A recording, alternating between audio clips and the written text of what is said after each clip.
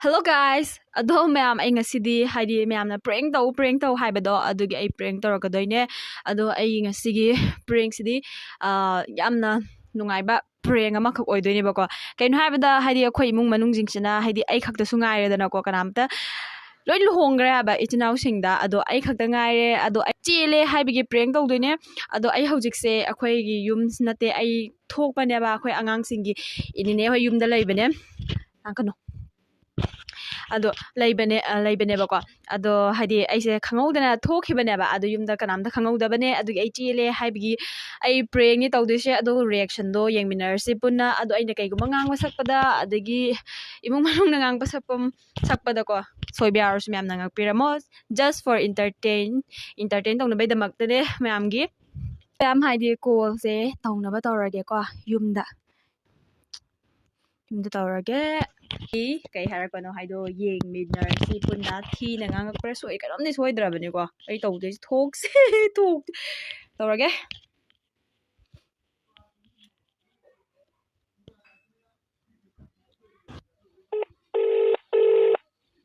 chale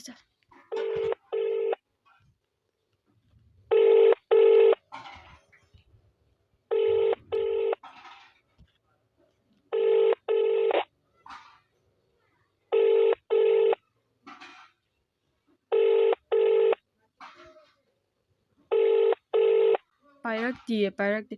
thabak tawramno male dui pairakti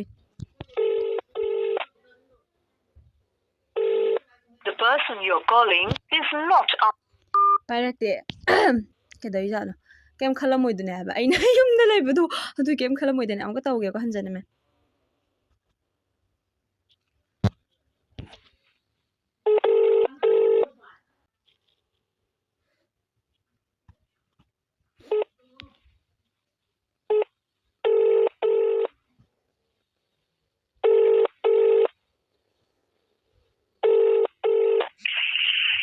Hello? hello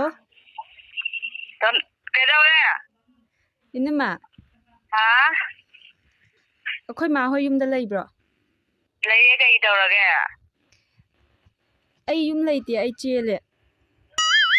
Kai noi nang tumhau dai ne phamungda. Natin thiba oidaba ngang ano. ai chele Oichon?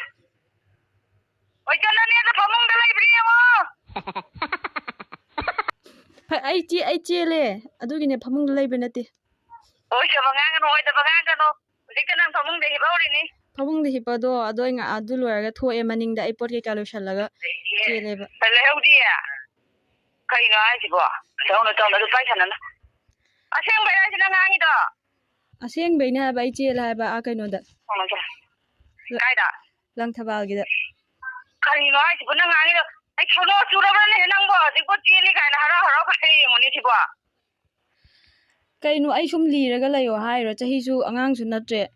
Oh no! Ma hai tura nang huji, ma hai tura nang da phone tau gora nang huji. Phone halo.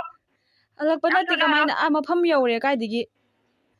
Mafam jaura jo an numi ta de ngai la pa lao jumda. Ni wa lao khang na de ngai de am thuna lao. kaino kamai lakto min chile haraga Kai ma hai ji bo.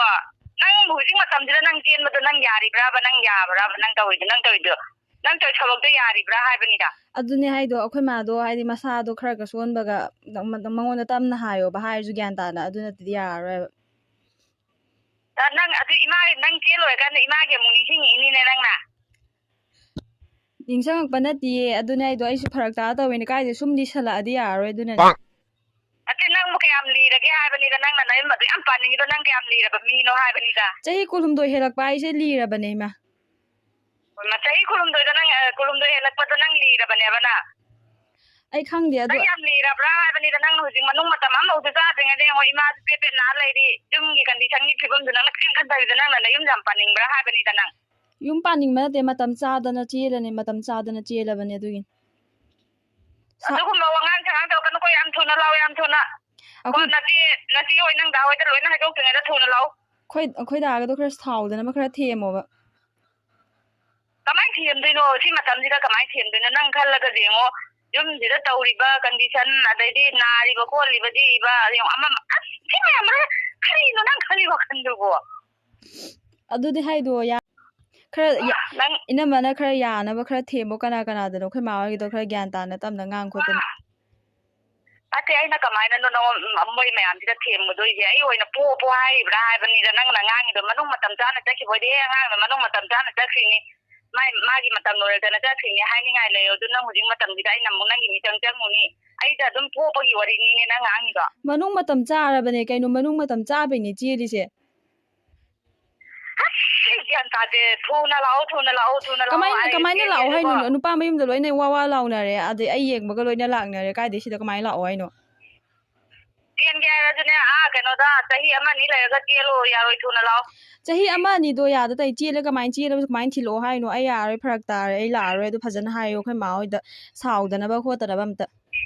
mananga duda dum lega bro na dum dida khungun tararoi hai bro karino chenba khudingmak che kaino haisibo inthokpa yanabra haisibo ai huren thilaknaba khonaba du gyan tana ngangnabani mi mamangchida yam ikaijeida atena tienba inthokpa man chap chana nangi kano do lega kan da chatpo eradi ija do ijan do inau do thilo kholo khoi luhongi khoni hai ga do bodo hai ngai leiroi hai ba hugi matam dira kana da no khoina karino nangi da makali ko duri he do nala tenu pa do leibro leite kai chakhiba mana mo thoki pahalo nanak da leirngani nang haijenari oni ai mangoda phajana haige natradi ai sawani sarokpa nate pa leite ba leite ba ine mi ame tile aduna thoki aisu sidai kachina ma tawra te yaro nupa da ai haige amta thuna nabani amok hanna langmina ro na haige yaro ba kamaina laktoino ngandare thenge hujik thenga bane ngali pa bala o asom da hira ingon da matha sana ba thabak silano da yo nang khali wakhan nang bu karam mi no ha bani da hoje phajana haidi khoi da hoide horen them khotana adagi khoi ma hoide phajana hai khotana khoi ma do masa son bani na onka kano tawne ba aisu matam cha bagini o matam charo som da ima do ai ga nang na ba sida pau do tare som da hira na ti na amu ka no ising na thanari tang nungai ko nang adu da nungai na leyu nang nungaina nate ai thamage mi sham tille ai huren thilakpa kholakpa adudo adugi koi chen na khotera khang de horen noi da wa adagi akhoi ba wa ma'am loina khana ra kan da pau hai ra ke adu natraga di nang tilaga de nang pop tani nang yam thunna lak jawai di hayeng ayung ngata do pau han bala khalage ba hayeng ayung ngata da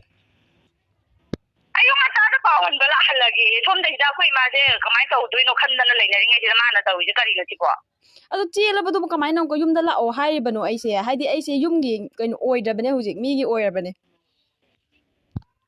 o nang migi oiringe da ima to sira de migi oiram ni na dum leiro nang mi oi hore saurang khoi ma de phan themo ai hayeng ayung ngata do du mi tharage aduga moi thama taning de na khoyam de taning de na saura ka kare khoi ni ma do akhoi ma do kaino tawe hai ko mapanda i laknari hai ai oini isa sinik tore ngo kaino khangde ngo khutause ado myam ai video sum sanga ni sangdana ko pakhat naramani bako aduna ai kaino tar haidoge prank ni haina haige ai khoine hoide lai haijal hairege bako asing ma haidoge ai yuni pakal nungaite haiba mong tongdarise ai wena kamninge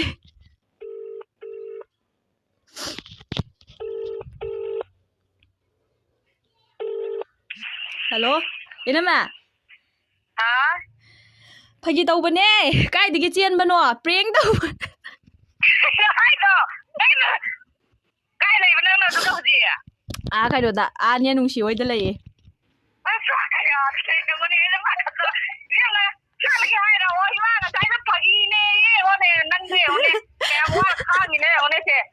phagine mi ai hei lei chapane hei lei ba duda mathong matam cha de ko nang phagi do ni si ba yaw na ni hoi jai thamage ai lai thama thuna la ai kan ngang bangam maroi ba haidi ma'am hojiki do prank su prank ni andagi nungai tabasu sum phawe ba ko aidi khwai duda ando ma'am gidamakte entertain haidi prank tawro haibado asi prank sine haidi ai mamang su tawgididana ko sumaina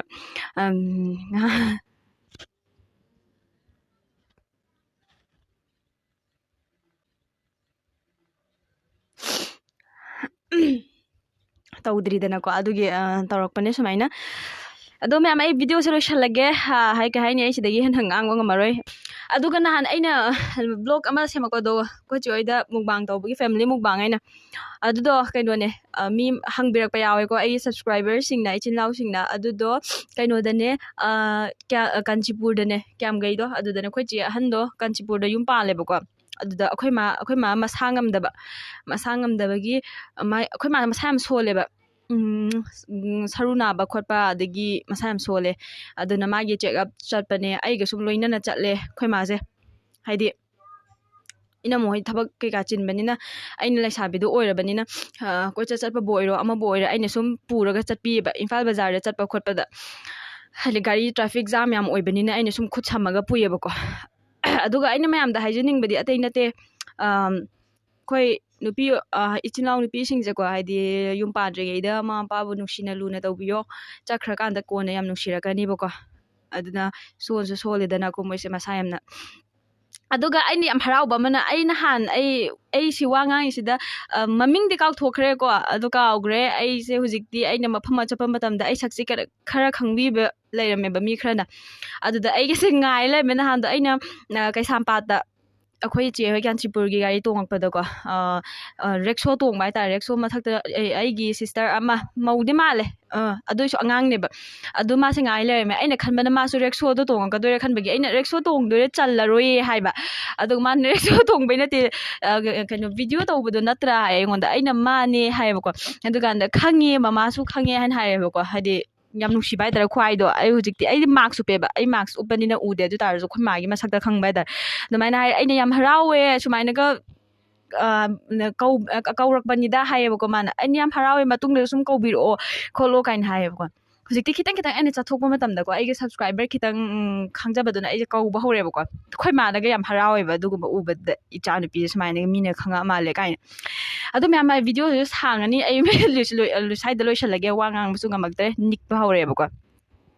ꯃꯇꯨꯡꯗ ꯑꯩ ꯄ꯭ꯔꯦꯡ ꯅꯨꯡꯉꯥꯏꯕ ꯑꯗꯣ ꯃꯌꯥꯝ ꯑꯩ ꯄ꯭ꯔꯦꯡꯒ ꯃꯨꯛꯕꯥꯡꯒꯗꯤ ꯑꯅꯝꯕꯅ ꯇꯣꯏꯅ ꯇꯧꯖꯒꯦ ꯀꯩꯒꯤꯅꯣ ꯍꯥꯏꯔꯀꯥꯟꯗ ꯁꯤ ꯑꯅꯤꯁꯤꯅ ꯌꯦꯡꯕ ꯌꯥꯝ ꯅꯨꯡꯉꯥꯏꯌꯦꯕꯀꯣ ꯒꯤ ꯁꯞꯄꯣꯔꯠꯇꯒꯤꯅꯦ ꯑꯩꯅ ꯌꯧꯔꯛꯏꯁꯦ ꯁꯕꯁꯀ꯭ꯔꯥꯏꯕꯔꯁꯨ ꯋꯥꯡꯉꯛꯏꯁꯦ ꯃꯇꯨꯡꯗꯁꯨ ꯃꯌꯥꯝꯅ ꯃꯈꯥ ꯇꯥꯅ ꯁꯞꯄꯣꯔꯠ ꯇꯧꯁꯟꯕꯤꯔꯝꯃꯣ ꯍꯥꯏꯔꯒ ꯑꯩ ꯂꯣꯏꯁꯤꯟꯖꯔꯒꯦ ꯃꯌꯥꯝ thank you for watching bye by